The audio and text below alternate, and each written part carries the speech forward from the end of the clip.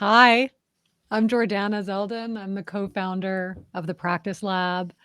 And the worst advice I ever received was that you had to spend time in the SDR trenches to be an effective account executive. You don't have to spend time in the SDR trenches to be an effective AE. Come on, Jordana, who told you this? You don't. Yeah. So back in the day when I was on a sales team, I was the top performing rep after I figured out what the hell I was doing, but I would have made the shittiest, can I swear on this show? Sure. Probably. The shittiest SDR on the planet. The stamina, the patience, the attention to detail that it takes following up, running through your cadences, keeping those CRM records up to date. Just none of that is my skill set. But I love helping people. I'm curious about people. And it made me a good AE. But if I had to start as an SDR, I never would have made it ever. Okay. So, I've heard that too. So you believe then that Yeah. SDR and AE are very separate skill sets, then, huh? I would say that they require different skill sets. Some of them are overlapping, but I think the stamina, the organization, the imperative of having a good process that requires and makes for a great SDR does not necessarily mean you'll be a great AE, which is not to say that you can't be a great AE if you haven't spent a lot of time really nailing your process and attention to detail. Hmm. But I like to encourage sales leaders to think about hiring account executives who have not sold before and who have not been SDRs. So, Oh, wow. That's interesting. Jonathan, yeah. what do you think about all this? Well, I also skipped the SDR stage, went right into being an account executive. And while I've managed to prospect throughout my career, and I'm sure I would have figured it out, I also agree with Jordana that they are very different skill sets, right? What it takes to be really good at prospecting, what it takes to be really good at, getting curious, learning about people's needs, presenting solutions in a way that connects to those needs, managing stakeholder maps, helping run a change management, initiative at your buyer's company alongside them. Those are just fundamentally very different skill sets. So while there's certainly benefits to starting off as an SDR, yeah, I don't think it's necessary. Interesting. Yeah. Very interesting. Well, Jonathan, I understand that you have some good advice for us, though. So, what's the best advice Yes, you ever received? Introduce yourself, my yes. friend. Hello, I'm Jonathan Mahan, co-founder of the Practice Lab, and the best advice I ever received is actually when I first went full time as an entrepreneur. One of my friends who had also kind of gone down the entrepreneurial path in years previous, recommended that I focus heavily on my inner world and like really make that my focus rather than like trying to gain more knowledge about how to run a business or get more skills as a copywriter, to just focus on my inner world of my mindset, my emotional regulation, my confidence, stuff of that nature. And that is something I've done, and it has proved, in fact, to make all the difference in the success and results I'm able to see. Well, that's different advice. So, who you said it was an entrepreneur friend of yours that told you that. So, tell us how did you do that? How did you strengthen your mindset? What did you do? So, probably the most important, well, there's two things, two specific routines I got into. One is at the very beginning of every workday, I spend the first hour taking care of my mind and body. So for me, that's like 15 to 30 minutes on the treadmill, right, to get blood flowing, oxygen pumping to the brain, and get my energy levels up. And then the next 30 minutes is spent in meditation, so that when I start the day physically and mentally, I'm primed and at my best. And the second routine is every night when I lay down in bed in that space where like you just lay down, but you know you're not about to sleep. I actually think through and think up three things that happened that day just in my personal life that I'm grateful for, three things that happened in my Mm. business life that I'm grateful for, and three things about myself that I saw evidence of that day that I'm grateful for. And those two routines have just done wonders for my performance and really making sure that I make the most out of the hours that I have during the day. Oh my goodness. That's beautiful. And yet so often not done. So, Jordana, is that your habit as well, or what's your thought on that? Yeah, I mean, I'm a big proponent of making sure that your inner world is in a good place. I'm also an active meditator. I don't have the same kind of commitment to the rigor of the schedule that Jonathan has, but when I'm meditating, when I'm moving my body, when I'm in nature, everything falls into place. So yeah, really important. And it's funny, we just came out of a practice session for cold callers on the importance of priming your inner game before you hop on a cold call. And participants, most of them hadn't done that before, and it made quite an impact on how their opener. We were practicing cold call openers. Both felt to deliver and how it felt for the practice partner who was playing the prospect to receive. So um, inner game is vital. Wow. Well, let's start there Yeah. then. So how do we do that? How do we get primed? How do we get ready, I guess, to give and to receive? Yeah, so what we teach, specifically in this cold calling situation, but of course it applies really to any time you're preparing for something, is three specific techniques that we learned from other disciplines. One is mantras, where you simply say to yourself the reality that you want to be as if it already were, right? So your mantra isn't, I want to be confident. Your mantra is, I am confident. I can do this. I've got this. Second technique that we teach people is visualizations, which again is well documented and researched and shown to improve performance. And this is where you visualize clearly in your mind an outcome that you want. And specifically, what we had people visualize in this situation is an outcome that would make you feel the way you want to feel right now, right? So if you want to feel confident right now, imagine yourself, in a case of a cold call, imagine yourself entering that meeting booked into your CRM as if it already happened, right? If you want to feel excited, imagine a situation where your prospect is having a conversation with their boss saying, "Oh my goodness, I can't believe it. I think we finally just found a solution for blank. We're going to be meeting with them on Tuesday. Do you want to come too?" Picture that happening and you'll feel some of that excitement too, right? So that you'll actually have real excitement in your body. And the third technique to help prime the inner game is to remember and to think upon emotional memories, times in your life when you have genuinely felt the way you want to feel right now. And try to recall those memories vividly, and it'll help put you back in that zone. So, for cold calling, right, you might want to feel relaxed, you might want to feel confident, there's different things you might want to feel, but whatever it is, you can use these three techniques to really put your mind and brain in that state right before you jump into your calls. And what is so cool, Phil, is that research has shown that only 7% of what we want to communicate to another human being, and this is true of a prospect on the other end of a cold call, is through our words. The rest is through our vibe, right? Our tone, and getting our inner game to a good place has a pretty big impact on how we're perceived on the outside, even if we're not aware of it. Yeah. Wow. That's cool. That's really Yeah. cool. I hadn't thought about that, but certainly, when I'm coaching sales reps, sitting up straight, taking a deep breath, be kind Yeah. of priming the instrument, if you will, and being Beautiful. ready is super important. But I've not taught the three practices that you both just shared. So that's super cool. So I'm stealing those. So those are great. I really Yeah. like They're that. yours. Thank you.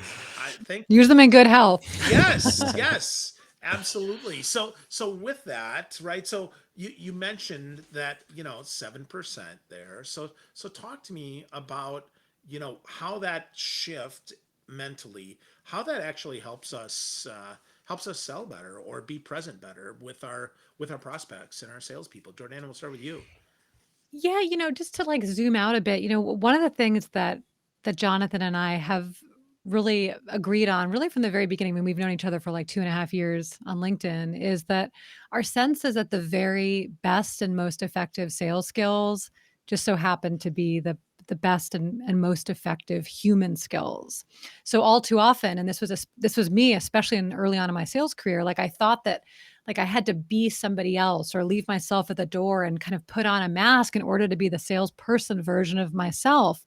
And there was a real disconnect there for a number of years. And the entire approach that we've developed to selling and the exercises that we teach in the lab, in the practice lab, are really about helping people to ground themselves in their experience of being good, kind, generous, and helpful human beings.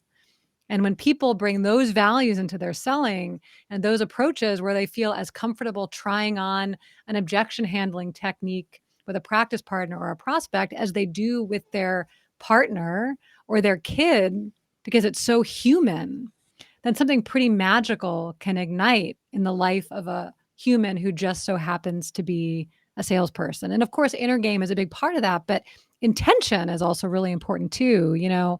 all too often, there's this really yucky baggage associated with who and what sellers are and should be doing, right? We're tricking, we're manipulating, we're pushing. But especially now with this younger, newer generation of sellers where alignment between who they are and their values and their job feels more important than ever. It's like this big energizing sigh of relief when they hear that yes, all of the values they hold as a human being, all of the things that they aspire to do and be are exactly what will make them effective sellers. Wow. That is such great news, right? For our new Have you heard the sellers. news? Well, it is though. I mean, I'm not, Yeah. I read a lot of sales books and a lot of sales blogs and listen to a lot of sales podcasts. I mean, sales is my jam. And so to hear that, I mean, it reinforces so much of what I believe as well. My job, I believe in sales enablement, sales training, sales coaching, whatever the heck you want to call it, is to bring forth the best of the person that I am working with so that they can be comfortable, so that they can be their awesome self. Because ultimately, that's why we hired them. Not because they're a great closer, great opener, they write great email, they do whatever they do, but because they're a great human being and someone that I want to spend time with. So I love that. Yeah. That's such beautiful news. So, Jonathan, anything to add to that? I think on just a more a practical standpoint, what Jordana shared, right, is true. They've done research, and 7% of the emotional impact of what we're communicating comes from the words. The other 93% comes from body language, vocal cues, right? Things you can see and hear. And that stuff is stuff that we really don't have much control over. A lot of that stuff is unconscious, right? I'm not actively choosing what to do with my eyebrows right now. I'm just kind of doing whatever they do on their own. And a lot of that nonverbal communication, again, has its root in our inner world and how we're feeling at the moment. So you might think to yourself, it doesn't matter if I feel like crap inside, I'll just like put a good face on. But that's just not going, that's not how it works. Again, 93% is based on nonverbals, and nonverbals are mostly out of your control. So you address the inner game, and then the nonverbals flow naturally from there. And you'll find yourself Yeah. in a much, much different types of conversations, right? Where the feel of the conversations is very different because you're just bringing this certain energy that, again, you can't always control. The other person can't even always put their finger on it, but they'll notice the difference between when you show up on that call full of gratitude and excitement versus when you show up on that call full of fear, right? Yeah. That's awesome. That's so cool. So with that, I'd be remiss, right? You're the practice lab, but 2.5 years, you guys met each other on LinkedIn.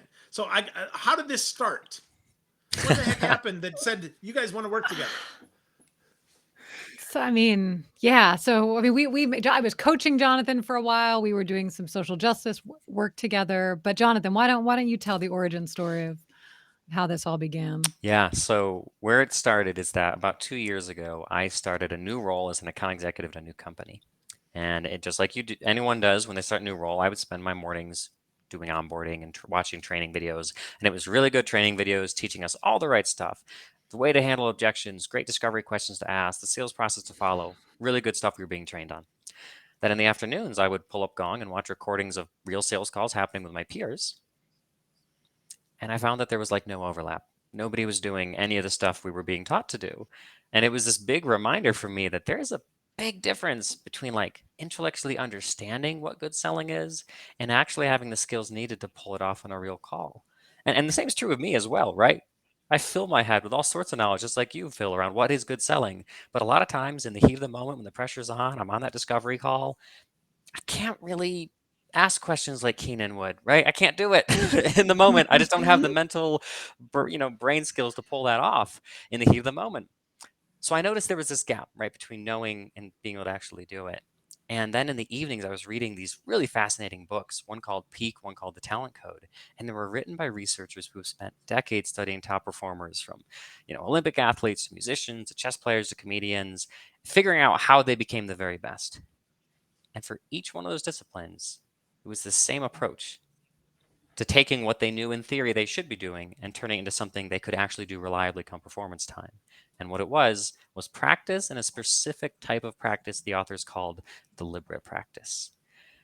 So that got me excited. Like, okay, so there is a way to close this gap between knowing and doing. And then I realized for myself as a seller, if I was going to become the seller I wanted to be, I needed practice to be able to take all the stuff I knew and move it into the world of things I could actually do. So the very earliest roots of this were like sessions I ran with my colleagues internally. Pretty soon after that, I brought Jordana on because she had experience as a sales trainer and really added a whole element of extra oomph and power to what we were doing. Then we started offering it to the public, and one thing led to another, and here we are. And this is our full-time gig right now, is doing this practice lab. And I'll add too, Phil, like the big, I guess, question at the start was, could we actually adapt this approach to practicing, this deliberate practice thing that musicians and athletes do in a way where it's really effective for salespeople? So we started out with these free cohorts of hand-raising account executives from companies all across the B2B landscape and tested cohort after cohort. Are behaviors changing? Are people getting better? And what we found, which was so incredible, is that hell yes, they were, and they wanted more, and that these were, role plays and practice that they didn't hate and dread. They found that they were rewarding, fulfilling, challenging, keeping them right at the edge of their abilities, which is where neuroscience and some of these amazing performance books say is where the quickest skill development happens. So I'll share that when we began this, it was really to kind of test a hypothesis. And we're now at a place where we've had, 2 paid cohorts and are also working with sales teams where we feel confident that this deliberate practice thing can really shake things up because, the status quo in most sales training historically is we talk at you, we give you a lot of great information with beautiful slide presentations, and then sellers are largely left to their own devices to figure out, how to take that knowledge and into what they can do. And one of the amazing things is, not surprisingly, is that we found that one of the top reasons that sellers don't do the thing that they've learned is because the stakes are so high on their prospect calls. They're like, oh, I heard that thing in a book, but this call just feels too high stakes to try that. I'll do it on the next one, right? But with this practice piece, they have this safe space, this place where they can make mistakes and get in some messy at bats to grow their confidence, to make it their own, right? So they feel like they're human selves as they're trying on this thing they learned in service of being that much more confident and making the gap between learning something and trying it even smaller. Wow. So does that shorten the forgetting curve as well, right? That Ebbinghouse's forgetting curve, is that part of this too? Yeah, it's so interesting. I was at a sales enablement conference recently, and a lot of folks were talking about practice, but it was seen as something that you do later on as a kind of antidote to the forgetting curve, maybe 2 weeks or a month later as a refresher. But what we've found is that by baking practice directly into the learning experience, so even the learning, like right after you learn the information, in that moment, you have a chance to try it on for size, and then, of course, there's more practice-based reinforcement that further helps to increase retention and comfort and confidence and general skillfulness around what folks are learning. I'd even say too that even Cool. bringing up the forgetting curve is almost a little bit pulling our attention in the wrong direction, right? Because the idea of the forgetting curve is that you want people to remember the information better, which is assuming that all they need is to remember the information and they'll be good to go. That's true. But in reality, the very day they learned it, when it's definitely still, in their memory, they usually still can't do it on a real call, right? So it's not just about remembering stuff. It's about actually being able to pull it off in a real conversation when the stakes are high and you're under pressure and it's hard to think clearly. And that's an entirely different question than do they remember it, right? And that's the more important question to ask in sales is can they actually do it? Because remembering it isn't enough. That's a great point. That is a great point. So the words you use though are different than maybe what I'd expect, and that is deliberate practice. So how is that defined? How do we define deliberate practice? Yeah, so there are a number of elements that would make practice, what performance scientists consider deliberate. One is first acknowledging that selling is made up of a lot of smaller skills, all of which are used at different moments in the sales conversation. So oftentimes when you have a typical sales role play, you'll be on the hook as the seller, often in a high pressure situation where you're having to show your manager how good you are. You're on the hook for like doing the whole sales call, right? Opening it, doing your discovery, fielding objections. But that's too many balls to keep in the air if what you're looking to do in that moment of role play is actually build skill. So one of the really, really important principles that we all recognize from music and sports, right, that make practice deliberate is to break it down into these bite-sized pieces, these bite-sized skills that exist at certain moments in the conversation. So that's the first piece. Jonathan, do you want to talk about like the speed element too that makes for deliberateness? Yeah, definitely. One thing that we noticed from looking at other disciplines is that when they were first learning a new skill, they weren't practicing it at game speed as they would come performance.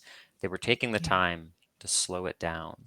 They were taking the time to really pay attention and be intentional about what they were doing, be aware of what they were doing, and when they needed to, pausing to think and give their brain that space to not get sucked down the path they normally go down and to think it through and choose a new path and do things differently. They were really focused on doing it well instead of doing it fast. And of course, there comes a time and a place as you become more and more skillful that you would practice it at full speed, but it's not when you're learning something new and not when you're trying to really change behaviors. You need to slow down for that to happen. And the other element too is just really recognizing that practice, deliberate practice and performance are two different things. When we typically do sales role plays, especially on our sales teams, like part of the underlying thing that we're trying to do is show everybody how fast we are or how good we get it or how skillful we already are so that our teammates will think we're so wonderful and our managers who are sitting there with their checklist will give us a high score. But that's actually performance. Like in practice, the mindset is really different. And with this slowing down and breaking it down, what Jonathan said, pausing, making mistakes, stumbling, doubling back, keeping ourselves right at the edge of our abilities where we do make mistakes. And in those mistakes can develop awareness of different choices and new grooves is really fundamental for effective, deliberate practice. So separating, totally doing away with this idea that practice is a space where we can't make mistakes and instead creating the safety and encouraging mistake making as vital for building new skills and new awareness is a really, really fundamental kind of environment to grow for effective deliberate practice. I'd say the last So you, pieces oh, go I'd ahead, say Jordan. I'd say the last pieces that really make for deliberate practice as opposed to maybe a more traditional sales role play is that with deliberate practice you have a clear idea going into it of what good looks like. You're not just saying, "All right, Yeah. folks, we're throwing an objection your way. Do what you can." You're telling people in advance, "This is what makes for an effective response. Now I'm going to give you an opportunity to try this on for size, but you already know going into it what you're trying to do." And then you get immediate feedback right then and there on how your performance matched up against kind of the standard you were aiming for. And then you get an immediate opportunity to try it again and to take that Yeah. feedback you just got and implement it right away. Rather than what usually happens is you show up, you don't really know what good looks like, you just do the best you can, and then your manager gives you some feedback at the end, and then you sit down, it's the next person's turn. That's a good test. That's a good assessment to see where you're at, but that's not a way to build new skill, right? And to do things differently. To build new skill, you need to know what you're aiming for going into it. You need to get that immediate feedback and again, get that chance to implement the feedback right away. Mm. That's in those. Yeah, that's so interesting. Breaking it apart into smaller, discrete pieces, Yeah. super important. Totally makes sense. Speed not as critical. More important to do it right, and then understanding what good looks like, combined with then the ability to redo it. That's so interesting and so good, right? I mean, I hear that, and it just makes so much sense to me that should be. So what are some of the obstacles? Why do more organizations not embrace practice? There's so many reasons. There's I mean, so I'll just fire off a few and then Jonathan, I know Yeah. you'll be able to hop in too. So I think one is just the confusion around practice and performance, right? When we hear that it's practice time or role play time, all of a sudden we as sellers feel like the pressure is on. Managers are there to evaluate performance. So it just becomes something that nobody really enjoys. And because nobody enjoys it, and because there's not a dedicated focus on specific moments or specific skills, it doesn't actually end up being very effective. So either sales leaders do it and they're not seeing the ROI from it, or it just causes causes such stress and pressure and despair that sales teams drop it all together. So that's one reason. Jonathan, you let's tag team here. Yeah, I mean, to me, I think of it in two buckets, and you kind of briefly touched on each of them. But one bucket is that it's a really, really uncomfortable, unpleasant experience for everybody. It's super awkward. It is this expectation of performance. The stakes are high, and it's unpleasant all around. But then the other piece, because I think people would power through the unpleasantness if they felt like it was really benefiting them. But the other piece is that in the absence of all the elements we listed above, doing a role play, I don't think actually makes people better. In the absence of knowing what you Mm. want going into it, of getting immediate feedback, of focusing on one piece at a time. If it's just like, all right, I'm going to pretend I'm a buyer and you pretend you're a seller and let's just do our thing. And okay, great. You aren't really growing any new skill. You aren't getting any better. All you're doing is the thing you're already skilled enough to do, and you're just doing it in front of your peers now. Sometimes getting feedback at the end, sometimes not. But just repetition does not grow skill, right? Repetition on its own does not grow skill. Simple example of this is think of tying your shoes. We tie our shoes every single day for decades on end. And generally speaking, after like age 12, we don't get any better at it. Driving too, right? Would you say that people get better and better at driving the older and older they get? I don't think so. Clearly, repetition isn't I enough. live in Florida. Absolutely Absolutely not. not. Clearly, repetition isn't enough. To grow skill, you need all the elements we introduced of, again, knowing what good looks like, getting immediate feedback, focusing on one piece at a time, having the expectation of failure rather than the expectation of performance. So, all of those elements we described are really essential to make role play an actual skill building experience that makes people better instead of just showing up, doing what you're already good enough to do in front of people, and then going back to your desk and wondering, why did I just do that? Right? So I think that's why teams don't do it. It's really uncomfortable because leaders aren't good at creating psychological safety in the environment. And then it's not really Yeah. effective because they aren't following the principles of deliberate practice. So it's not a good use of people's time. Wow, that's that's so interesting. The I've found that the number one reason that they don't do it is because they don't have real scenarios. They don't push hard enough to make it real. To actually get some live fire in there. So, but your point about it, because it wasn't safe, because it's a performance instead of practice, right? I mean, of course, performance, I'm going to do the best I can, not try to improve, right? That totally makes sense because performance time, I know if I got to swing as hard as I can here. And if I fail, oh, I failed. And oh no, I stink. So that's interesting.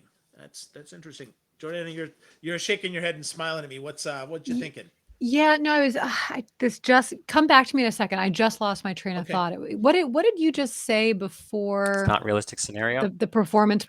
Oh, it's not a realistic scenario. Here's the thing. This is what's really interesting. It doesn't have to be really effective because it's not the realism that makes for the development of the skill. It's the identification of what the specific skill is. So for example, let's say you're wanting to work on making your demos more of an engaging back and forth rather than a feature dumping monologue, right? And we all intellectually know that that's what our demo should be. And most of us don't really know how to do that. Okay.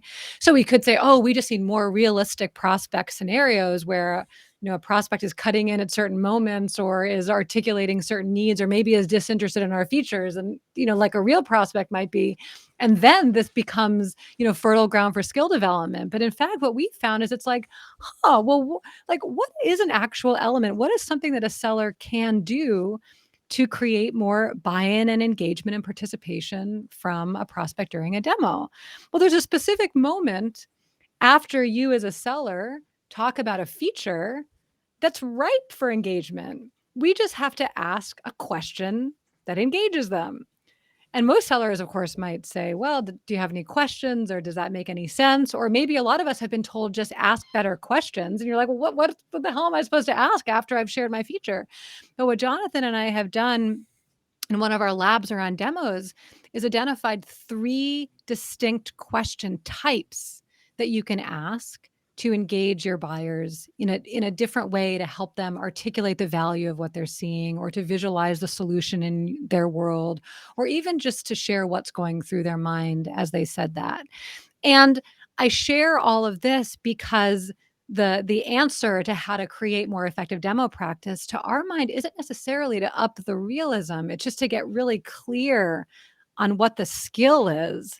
what the moment is, what an example of great of that skill is, and zoom in there, and you let your practice partner totally off the hook for playing a really authentic prospect, but you still give the practicer really effective, clear practice and directives for how to get to great. As Wow. maybe So as go evidence ahead, of the Jonathan. effectiveness of what Jordan has described, throughout the entire history of the practice lab, 99% of the sessions we've run have been with mixed groups of sellers from different companies, from different industries, who don't know anything about each other's ICPs, who have never once witnessed one of their partners' sales calls happening, and they're still able to play effective enough partners for this form of practice to happen because, as Jordana said, we're breaking it into small pieces, we're giving clear guidance on what good looks like. In that environment, you don't need a super realistic partner to do this sort of practice. Mm, mm. So, what objections do sellers give you as to like when they're in there? I mean, do they just immediately fall over and say, "Yes, I'd like to practice more"? I mean, what are you hearing from sellers, and how do you overcome those? It's so funny you asked that because when Jonathan and I started out on this project, we were like, all right, maybe 10% of sellers, if we're lucky, are going to want to do this practice thing. We're like, are we comfortable building a real, like an entire company around a very small sliver of the, of the market and having a pretty small addressable universe? But what we found again and again, and this is with hand raising executives in our cohort, with random salespeople that we've never met before and didn't even know they were showing up to a practice based event, to teams who have a history of really disliking role play and they've tried, in spite of their best efforts, to get a culture of practice going and have never been able to do it. Across the board, I would say sellers consistently are game to try, get a lot of satisfaction from knowing exactly what they should be doing, and relish in the permission. And this is, I think, where practice gets made or broken. Relish in the permission to not be smooth, to make mistakes, to try something, to experiment, to ask for feedback, because all of us as human beings, going back to this fundamental idea of like selling as an act of humanity, right?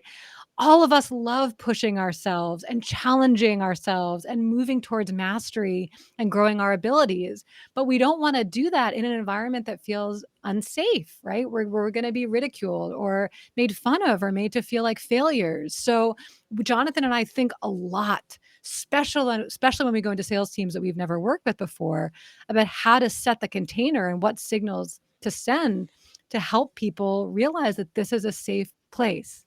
And once they feel that, and a lot of sellers don't feel that anywhere else in their sales lives, it's like they just release into it and give it their all. And the we've been surprised, let's just say, by how excited people are about this, how rewarding they find it, and how much they tell us they want more. Yeah, no, really surprised. It's Awesome. like the inverse of what we expected. Most people actually want Yeah. more. And we'll even do surveys after like working with a team to ask them, do you want more practice like this? And the last team that we did, we asked that question, and quite literally 100% of the attendees said, yeah, I'd like more of this. So when you're creating a psychologically safe space, when you're structuring the practice in a way that reps can actually feel their skill growing during the session, they want more of that because most sellers want to sell better. They want to be better. They want to feel competent. They want to feel confident. And of course, they want higher commission checks. So if you present them with a psychologically safe place to practice and clear guidelines in a way that they can actually feel their skill growing, most people are going to want more of it. Wow. Wow, that's awesome. That's It's awesome. cool. So, yeah, that is cool, right? I mean, that's exciting for me. I've got chills here thinking about that. I mean, that is fun, right? I don't remember the last time that I had a safe space to practice, fail, and improve in. So that's great. That's really great. So with that, how do people start this if they want a journey towards better practice? Like, what's the first step? So Jonathan, what's the first step from you and Jordana? I guess whatever Jonathan says, what's the next logical step after that? Well, I think obviously there are ways that you can engage with the practice lab, either with our free offerings or our paid offerings. That can be a first step. But if you want to do a first step on your own to do this, honestly, I'd recommend buying one of those books that I mentioned at the top, Peak or the talent code. As much as we sound brilliant on this call, all we're doing is taking what these researchers figured out and applying it to the world of sales, right? None of the, I don't think any of these are original ideas. We just took whatever the discipline is doing and found a way to make it work in the world of sales. So Peak and the Talent Code, if you want to start doing this on your own, are great books to start with. There's certainly more, right? We've read plenty, but those are the two I would start with, to really teach you how what this deliberate practice thing is all about, so you can start bringing more to your sales team. The other thing I would just say is that if you are a sales leader or an enablement leader who's excited about this practice thing, but you don't have a culture of practice on your team and you're encountering a lot of resistance, you're going to need to go overtime in helping people to understand just how different a space, the practice space is, than how the rest of the team may feel. And you can actually, I mean, the thing that really lights me up about practice, Phil, is the fact that practice, in my experience, when you create a safe space for teams to practice, that creates a kind of culture that spills out outside of practice. So you can have a psychologically safe culture already that's primed for practice and then just hop right in. But you can actually use practice to help build psychological safety on your broader team culture. And not to be too much of a geek here, but there's this amazing, amazing paper called, I think it's called Psychological Safety in Work Teams. But this researcher identified a handful of key behaviors called learning behaviors that, when present, indicate a high level of psychological safety on a team. And we all know psychological safety leads to more happiness, better retention, higher performance, all that stuff. And those behaviors are um, taking risks, failing, asking for feedback, and sharing new information with the group, right? And all of those things happen in the practice space. So if you can telegraph to your reps and just state to them that this is a place to learn and experiment, to get messy, to get awkward, to feel uncomfortable, and to be held in that experience, you're going to have reps who feel safer trying it on for size. And once they get to know each other and you as a leader in the context of that safe space, it's pretty powerful how that can affect the rest of the team culture. So in summary, if you're going to do a practice thing and you don't already have a culture of psychological safety in practice, really make sure that your reps know this is a place where they're coming to learn, grow, fail, and improve. Awesome. I love that. Well, you guys shared so much. We're going to have to do this again, but I encourage folks, if you're excited about this conversation like I am, I encourage you to get to know Jordana and Jonathan more. You go to the practicelab.co, check them out. They're both on LinkedIn as well. Get to know them, understand all about deliberate practice from them. Jonathan mentioned two books, Peak as well as The Talent Code. I have not read either one of them, though I'm familiar with The Talent Code, so that'll be my Yeah. homework before we talk again. Really great stuff, though. Super appreciate your time, and know that deliberate practice is the difference for folks. So Yeah. thank you both Absolutely. so much. This was great. And we even have an offer for folks who are listening to this. Ooh, you got an offer. Ooh, let's Yeah. go. We got an offer. Well, so first of all, if you're a seller or enabler who's excited to try this deliberate practice-based approach, for developing your sales skills on for size, we have a monthly meetup called the Practice Club that meets on the first Wednesday of every month. It's free, 12 to 1 Eastern, and you can sign up at club.thepracticelab.co. But also, if you're a sales or enablement leader who wants to bring this kind of practice that we're talking about to your team, email hello@thepracticelab.co, because we are going to run a free private practice session for 3 teams who email us in the month of April. Ooh. So 3 teams 3 can teams, get free practice a free from you hour-long two, practice session with us. right? Yeah. That's Wow. it. Wow. That's awesome. That's really cool. So thought we are done, but we're not. So go to the club.thepracticelab.co. .co. Yep, I'll Club.thepracticelab.co. fix that. Yep. So don't pay attention to the screen. Pay no attention to the man on the screen there. Phil can't type, right? Club.thepracticelab.co, right? Yeah. And then email hello@thepracticelab.co. Check that out. And 3 teams can get an hour-long free practice session. I love that. That's super helpful and super added value for Good. anybody who's listening. So we'll make sure this gets out. We'll do this again sometime soon. And I mean it. This was great. So folks, get to know Jordana and Jonathan more, go to thepracticelab.co, check them out, learn more, get smarter, and start practicing. Great stuff.